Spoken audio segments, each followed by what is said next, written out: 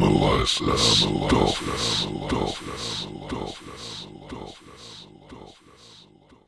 Welcome to Gilli Pong Analysis. I am going to continue my research. I'm going to turn on the light. It's getting a little dark over here. Let me see. Okay. Did you see my ass? Okay, anyway. Yes, we're continuing our path towards understanding when did alchemy become science? When did it happen? What are we looking at here? And we're looking at Schwaller de Lubicz, Call to Fire, or Call of Fire. And we are in part 3 of this read-through. And we're basically just going through this where Aaron Cheek has helped us understand it. This is connected to Isaac Newton, Alchemy, regarding the Philosopher's Stone, and it's about the androgyny, the hermeticism, the occult. So we have to be very faithful when we understand this knowledge. This was considered a forbidden knowledge back in the day. The Catholics killed people who were thinking about this.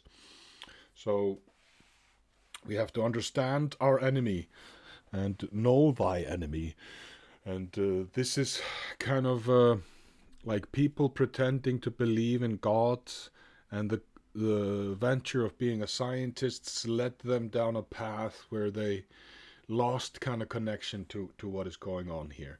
But I haven't made my decision about this man when it comes to this, but he made a very controversial book. He burned it himself. It was called Luciferian, the Adam, the Red Man. And but on we go. Check it out. I have made a playlist on my channel that is called Gilli Pong Analyses Alchemy, and there you can find part 1 and part 2. We were from a quote from the Red Book, or Adam the Red Man, that was, "As to woman, she guards in herself the memory of her decline, from man into woman." Or this is from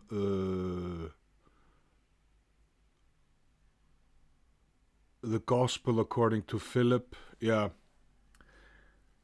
because this is something that wasn't discovered, and many say it's the Dead Sea Scrolls is just bullshit, but the Gnostics love these kind of things, and it's very alchemical. So as to women, or as to woman, she guards in herself the memory of her decline, from man into woman. She can become man only by fusing herself with him. Then the two will no longer be two, but an animated body. And this is also regarding marriage. He was trying to combine woman and man in marriage in a very Christian way, he thought, but it was very Luciferian in the end. And he regretted what he did. And he was infused with this deity called Aur. You know, it could be a demonic entity, but let's continue. As Fulcanellis here we go. These difficult words. I'm dumb. So let's try it. As Fulcanellis amanuensis, Eugene Cancelliet later recognized the subtext of this book pertains specifically the alchemical work on metals. The motif of marriage presents here as a veiled account of the ultimate hermetic cohabitation. After the reanimation, separation, and purification comes the recombination of the volatile and the fixed. Yes, after the reanimation, separation, and purification comes the recombination of the volatile and the fixed.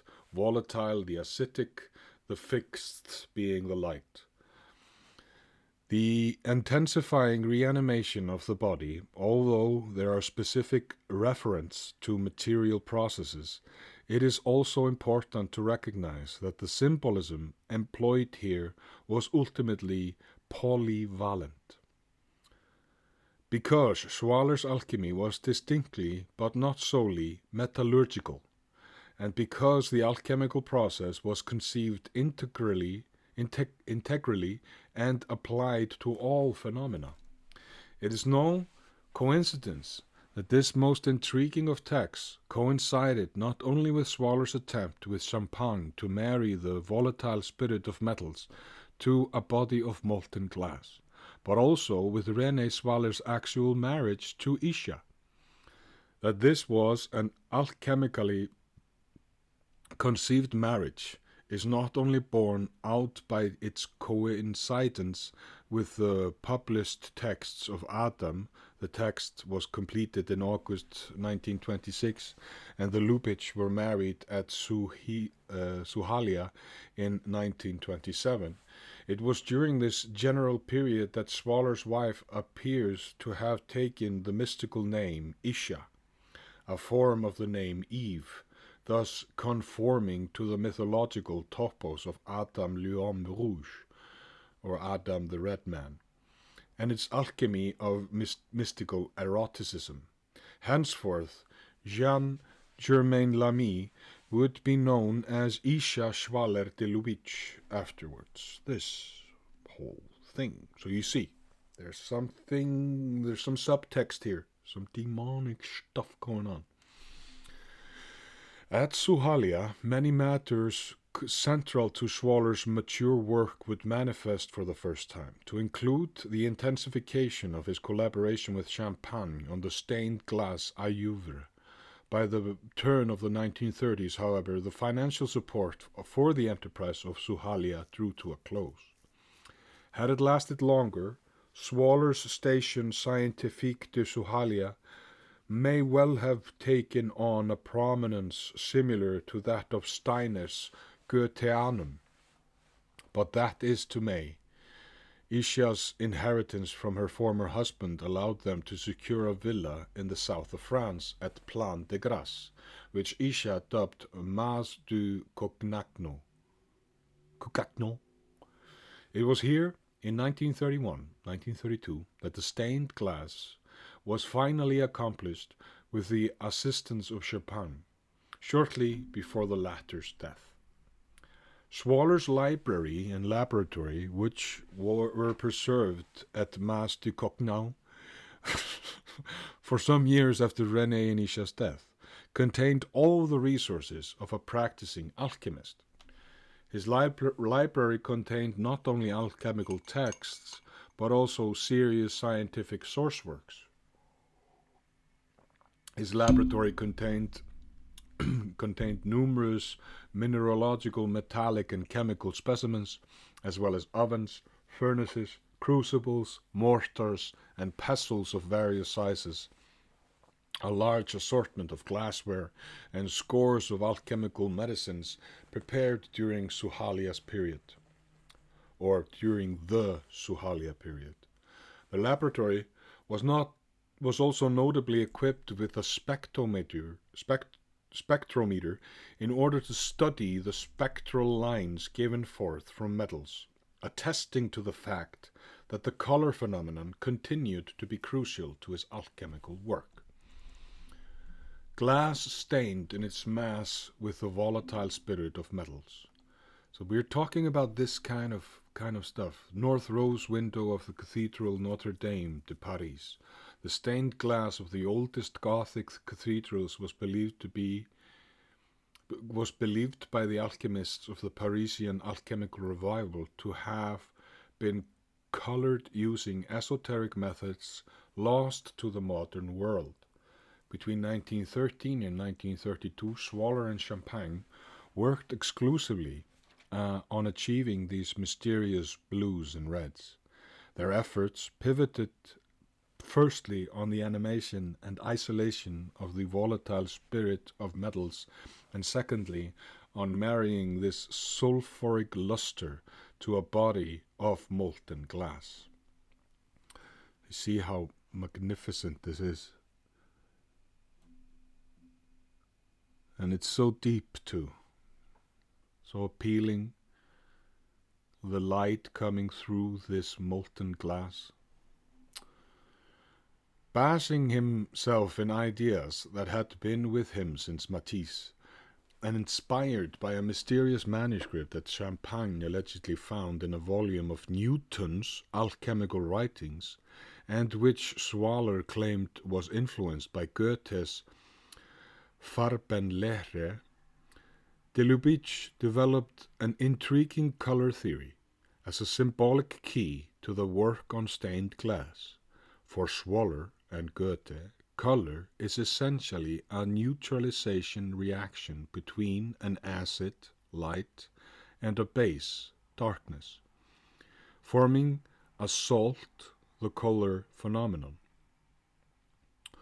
Into the Goethean paradigm, however, in which every color evokes its complement to provide an essentially symmetrical system, red versus green, orange versus blue, yellow versus violet, Schwaller brought the vexing presence of indigo to reconstitute the Newtonian septenary and thus the traditional Hermetic correspondences to the planetary metals. This sevenfold system enabled Schwaller to explore the relationship between the three alchemical principles: sulfur, mercury, salt, and the four elements fire, air, water, earth, in a way that visually demonstrated the participation of the corporeal in the non-corporeal.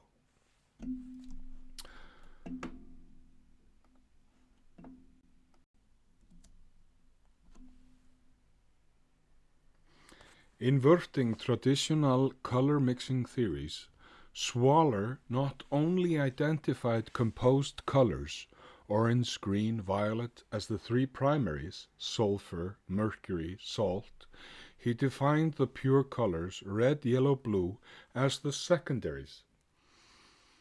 He then added indigo as the fourth secondary and placed it in an anomalous position after violet to suggest that violet decomposes not into blue and red, as would be expected, but into blue and indigo. So here you can see the pyramid that he was working on. So we have salt, mercury, and sulfur. Sulfur is orange, mercury is green, and salt is blue. Sulfur is hot, mercury is wet, salt is cold, and then you have water, earth, fire, right? What is the difference between here? Let's see. They talked about it here. The alchemical color theory of René Schwaller de Lubicz in the Hermetic Tetractys unity divides itself into primordial polarity of warmth, red, orange, yellow, red, yellow, orange, okay? And coldness, blue, violet, or indigo. Indigo, which one is violet? Interesting. Which merge to form the temperate colors, yellow, green, and blue.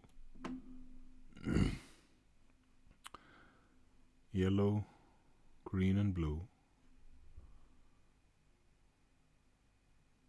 The interaction of the two poles created the primordial triads of the alchemical tria prima. The this is the Trinity, which makes this a blasphemy: sulfur, mercury, salt. Orange, green, and violet. The interaction of the triads forms the four elements: fire, air, water, earth. Fire, air, water, earth.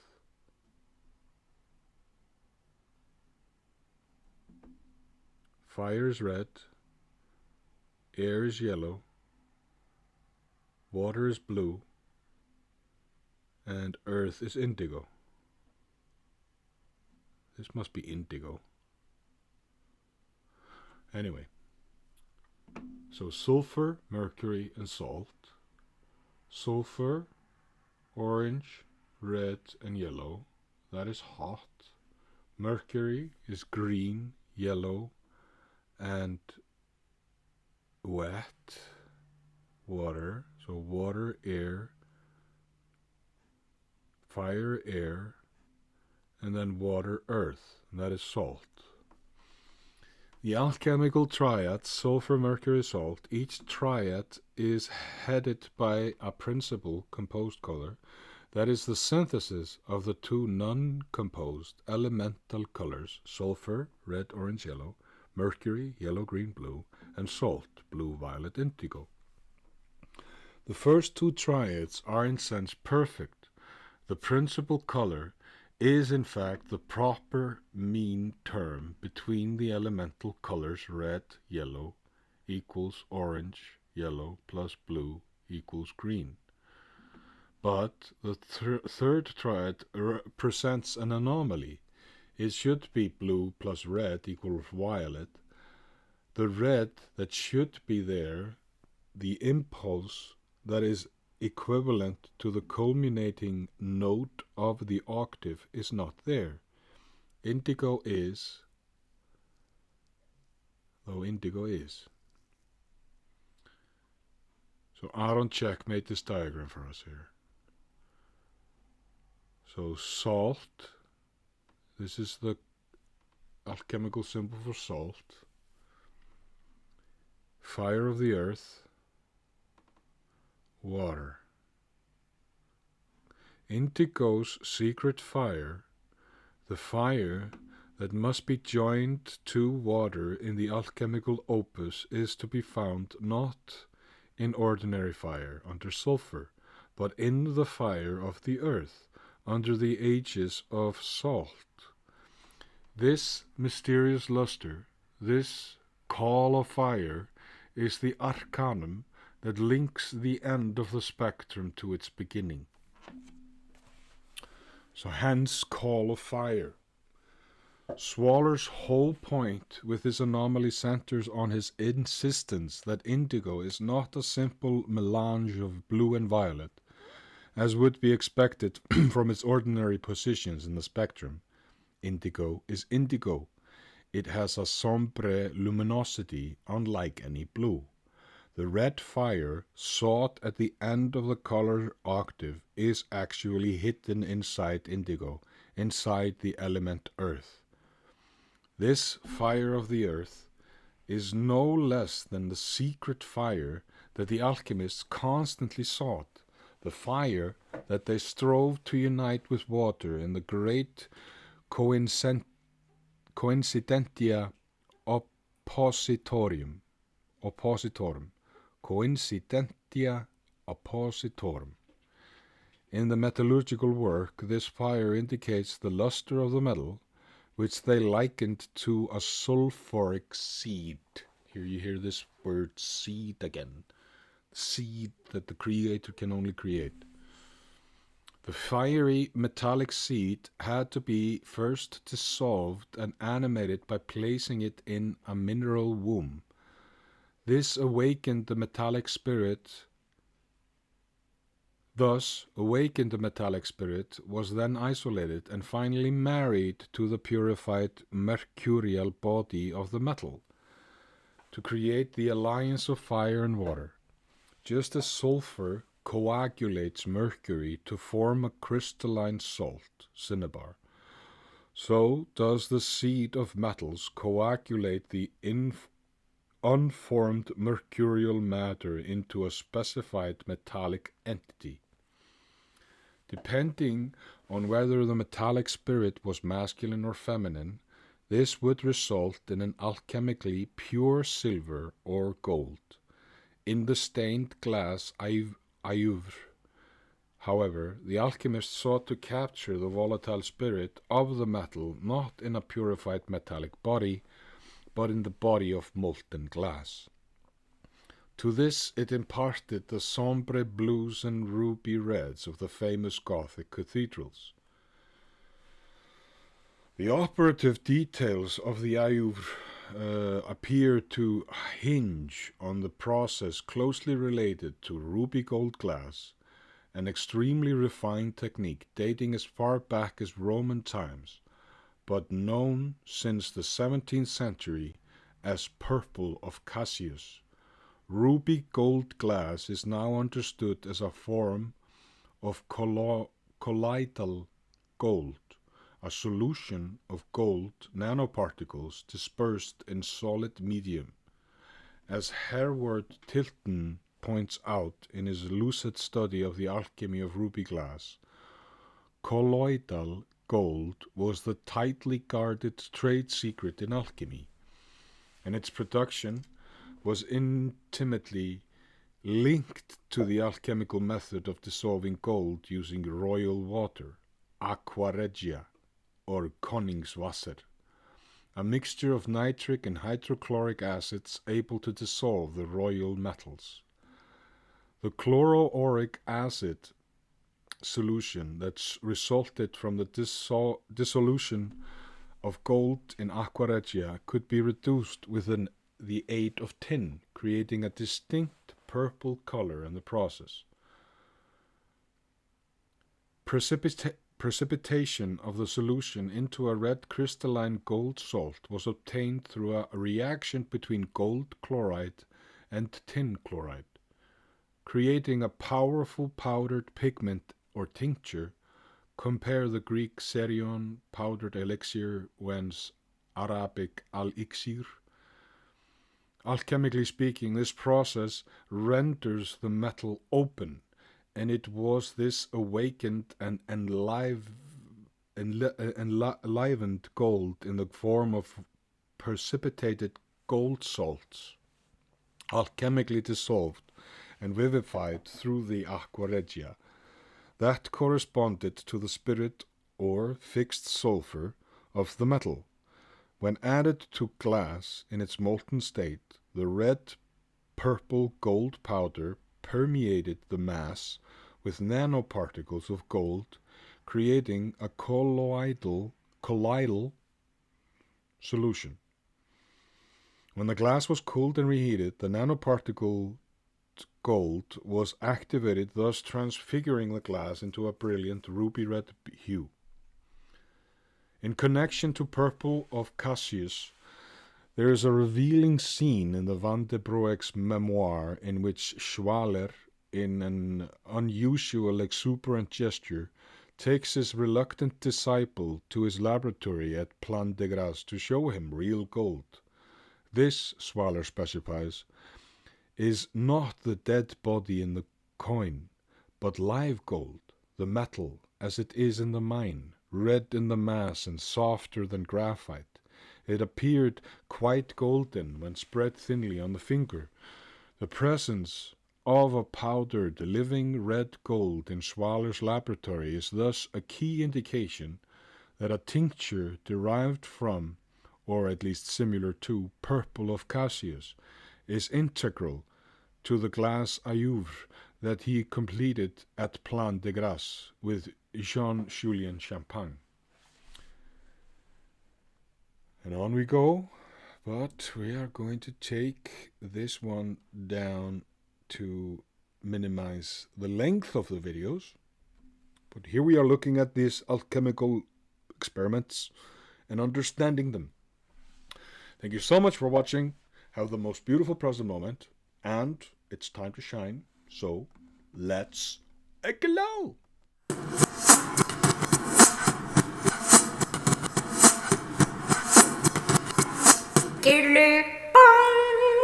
Analyses.